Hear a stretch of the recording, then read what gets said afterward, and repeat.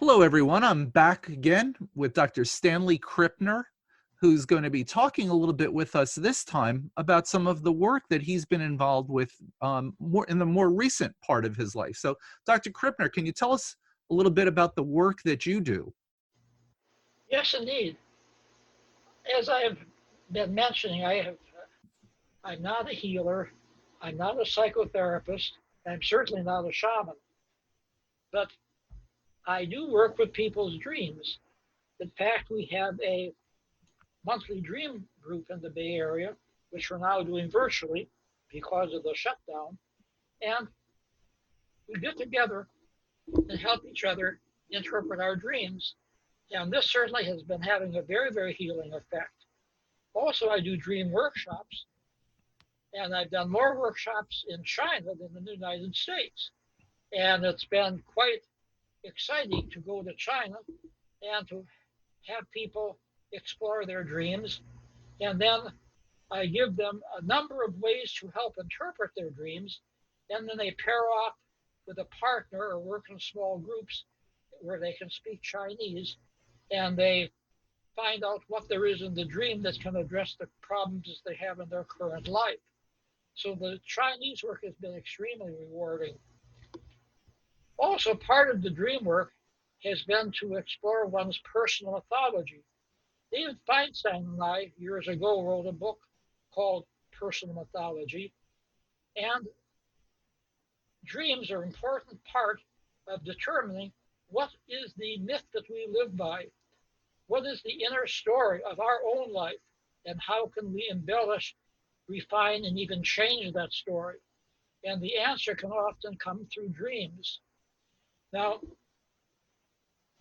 this has been especially important in the work that I've done with post-traumatic stress disorder, especially with servicemen and servicewomen coming back from the multitude of wars that the United States has gotten involved with over the years. And the war has not left them. They come back with PTSD, and they are emotionally handicapped. They cannot maintain relationships. They cannot hold down jobs. Or if they do have relationships and jobs, they are handicapped because they have so many symptoms. They are hypervigilant. They're hypersensitive.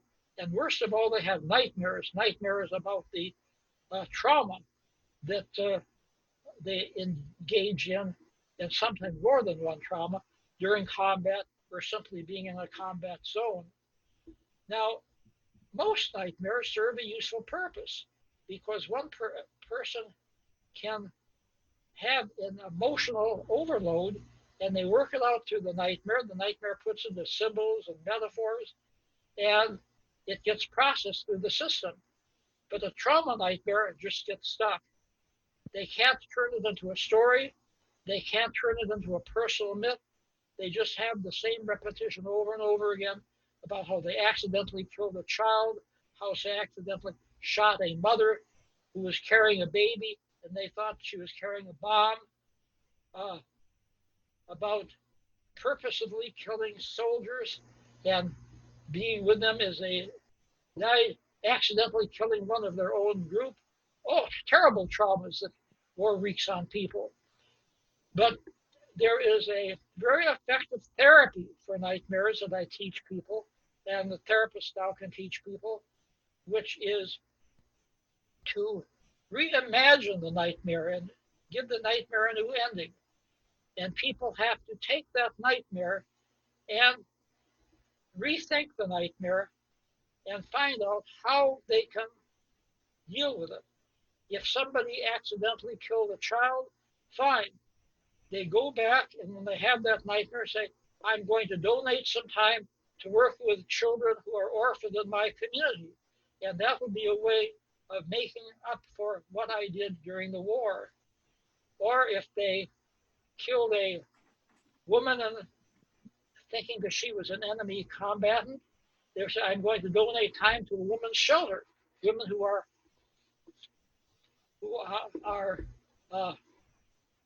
this topic of violence, who've been sexually assaulted.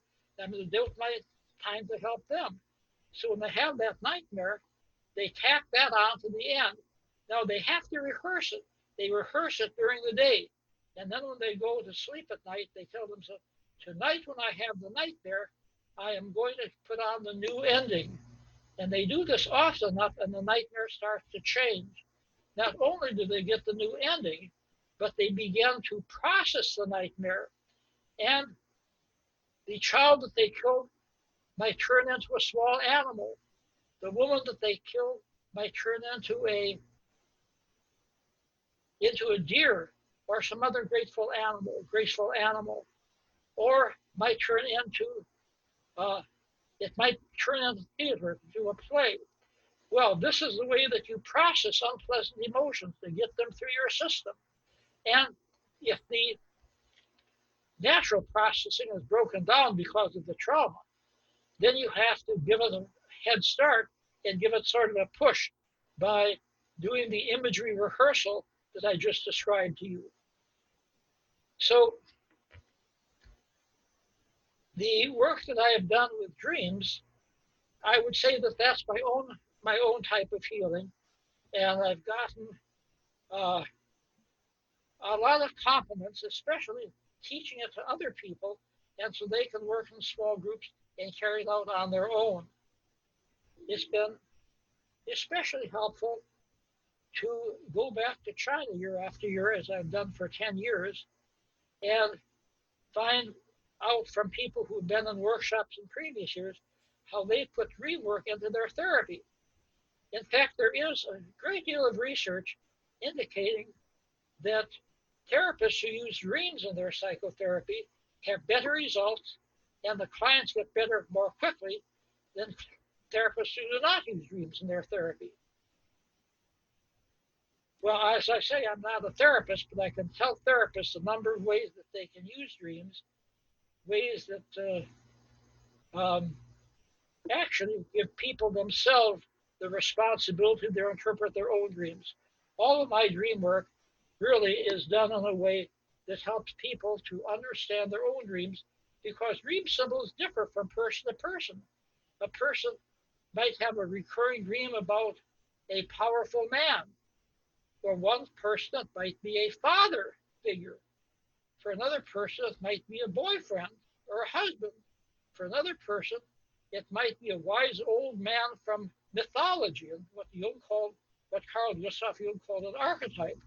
So you've got to find out what that recurring symbol is in terms of the meaning of the dreamer. There is no one symbol that means the same thing for everybody. And so people have to work on themselves or with their therapist to figure that out. So those that's books, a little summary. The books that are written about dream symbolism are really not a good way to start. Let's put it this way to be charitable. You can start with them, but you can't end with them. Yes, this will give people some ideas. And if it doesn't work, then they go off on their own and say, well, that doesn't work for me. Like there's a book about dream symbols. You dream about losing your teeth. That means you're going to lose money. Well, of course, that's sheer nonsense. But it might be true once in 1,000 times. And so the person who reads that, no, that doesn't work for me. But what else could that dream mean? What else might I be losing? Maybe I'm not losing my money. Maybe I'm losing my common sense. Maybe I'm losing my friends by what I'm doing. So like I say, you can start with those dream interpretation books, but you can't finish with them, because they're certainly not going to be helpful for every single dream that you have. But there are some excellent dream books, not only by myself, but by people like Patricia Garfield and Gail Delaney and Robert Haas, many people who are members of the International Association for the Study of Dreams, IAHD. It has a website, International Association for the Study of Dreams, and people can get free advice from the website and they can find out about the conferences, now virtual conferences, of course, that the organization holds around the country and around the world. Let's say that I'm listening, and I'm an average person who doesn't have a lot of experience in this deeply delving into dreams for personal development.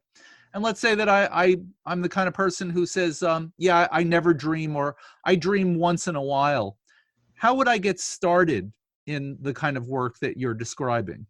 Okay, the first thing is to get a notebook or to use a computer and create a file on the computer. And so when you do remember a dream, you record it. Now, just the habit of recording a dream reinforces dream recall and will help you to remember dreams in the future. Also, you can do some self-suggestion before you go to sleep at night. You can say, I'm going to remember a dream when I wake up. I'm going to remember a dream when I wake up. And sooner or later, you will remember a dream. And then you make some notes.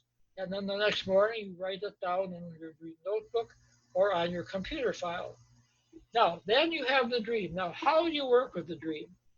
Like I say, take a look at some of these dream books that I've just mentioned by authorities in the field, not the dream symbol dictionaries, which are almost worthless, but by people that I've mentioned, like Robert Hoss, Hoss, and people who work for the International Association for the Study of Dreams, and you will get a lot of common sense advice. One thing that you can do immediately is simply to take the dream and imagine that that dream is like a movie. And you say, all right, if that's a movie, how would I apply that movie to my personal life? Who would be the characters in that movie? And looking at the dream as a movie might give you some ideas. All right, how is that matching something that goes on in my life? Well, there's a stranger in the dream, but that stranger resembles several people in my life. So what can I learn about the dream by putting them in the place of the stranger?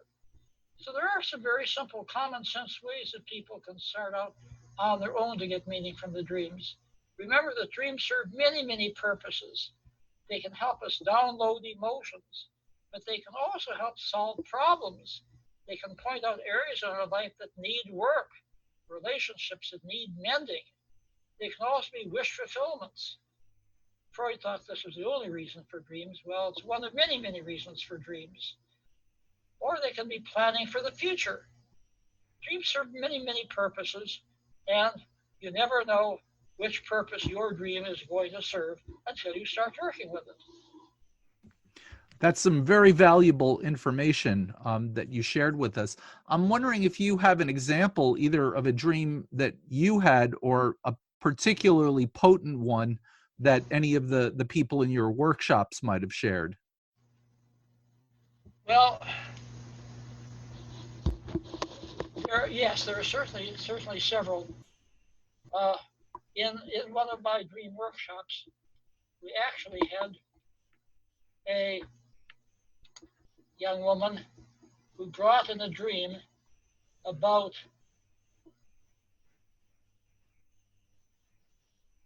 being in her apartment, and a burglar broke in to the apartment and raped her. So what she did was to put extra locks on the door to the apartment. No, that was taking the dream too literally. In the dream workshop, I told her about what Carl Gustav Jung called the shadow, the part of our self that we have not reconciled or integrated. And so here she was, having a secretarial job. She had been divorced. Her parents had not forgiven her for the divorce. She was on her own. And so that shadow in the dream began to change. And instead of coming in and raping her, he was now bringing her flowers. And they were sleeping together. It was very pleasant for her. But he was always wearing a mask. Eventually, she took off the mask, and there was her own face. And then she realized the shadow was the powerful part of herself that she'd been keeping under wraps for many, many, many years. And once the she accumulated that power. She got a promotion on her job. She got the courage to talk back to her parents and tell her that she was not going to back out of the divorce because her husband was abusing her and mistreating her. And so she finally came into her own power. And that was the dream that literally changed her life. Beautiful. I'm curious also about other types of messages that we receive in dreams. And I know that you mentioned Edgar Cayce earlier. And have you had any other experiences with anybody like Edgar Cayce who literally would receive these amazing downloads of healing information? Oh, yes. I had one person in my dream workshop had a long-standing digestive ailment and started to have dreams about papayas. He didn't even know what a papaya was. And I said, look, go and buy some papayas and eat them. And I didn't want to tell him why. He went out, because then it would be a power of suggestion. He went out and bought some papayas. I said, be sure to eat the seeds too. Well, papayas contain pepsin, and this is good for the digestion. After eating papaya for a week or two, he actually had that digestive problem under control. He didn't have to rely on the medicines that he was getting from his physician. He was able to solve the digestive problem by having a solid diet on papaya and eating something very, very healthy. And there was the answer in his dream. So let's go back to unpack that for just a moment. That experience, and of course, Edgar Cayce as well. Edgar Cayce would purposely go into a dream state and have his secretary transcribe the words that he said. And he was able to come up with amazing cures for things that he had no way of knowing about, in the same way that this man that you mentioned knew nothing about papaya or how to use it. So I'm just curious about how you personally explain this sort of availability of new information. Well, yes, it will go back to Carl Gustav Jung. There was a collective unconscious that all of us participate in. And so the knowledge is distributed, and sometimes you can pick up information from sources that we have not personally experienced. And that was the case with the papaya story I told you about. Some people are very adept at this, one of them being Edgar Cayce. And when he was alive, there was really no way to investigate or do a good job of tracking down his diagnoses and his work. And so a lot of that work is in storage and can be looked at only in retrospect. But I think he tapped into this collective unconscious in some way or another. Well, that's some very useful information, Dr. Krippner. I thank you so much for spending this time with us. And listeners, I hope you'll go out and consider Dr. Krippner's books, two of them about Rolling Thunder, one called The Voice of Rolling Thunder, the other called The Shamanic Powers of Rolling Thunder. So Dr. Krippner, thank you again so much for being with us. Welcome, and the doorbell just rang after all. Good timing. Thank you. This has been Cultures of Health and Healing with Robert Vetter. Thanks for listening. Please remember to subscribe and rate this show and share it with others. Until next time, remember, your health and healing matter, and you can find your own unique path to optimum wellness.